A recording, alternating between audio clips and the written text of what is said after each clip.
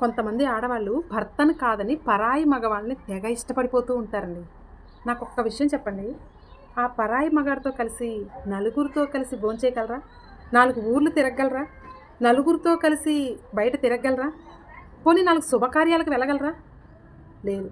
ఎక్కడికి వెళ్ళలేరు. మీరు ఏమీ చేయలేరు. మీకు కాస్త బుర్రలు పని చేయక ఇంకా అనకూడదు.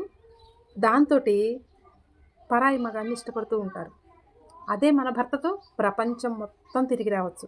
నలుగురితో కలిసి శుభకార్యానికి వెళ్తే భర్త పక్కన ఉంటే మనకి ఎక్కడ లేని గౌరవం ఉంటుంది.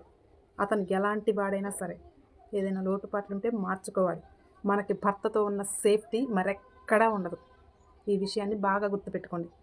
పరాయి మగాడితో ఏదైనా సరే 4 రోజులు ముచ్చట మాత్రమే. ఈ విషయాన్ని కాస్త అర్థం చేసుకొని మన భర్త, మన పిల్లలు, మన సంసారం, మన ఫ్యూచరు, మన గోల్స్ వీటి మీద ఫోకస్ పెట్టండి. ఏమంటారు?